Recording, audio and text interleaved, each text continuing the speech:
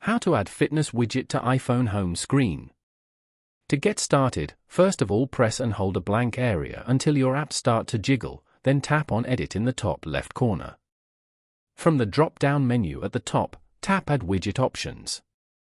This will open the widget gallery, where you can browse and add a variety of available widgets. On the widget screen, you can use the search bar for convenience. In the search bar at the top, type fitness to find the widget. You will now be shown the different types and sizes of widgets available for the fitness app. You can swipe left or right to preview the different available formats and sizes for the widget. Once you've chosen, tap the Add Widget button at the bottom of the screen. The widget will be placed on your home screen. Once finished, tap on Done at the top right corner.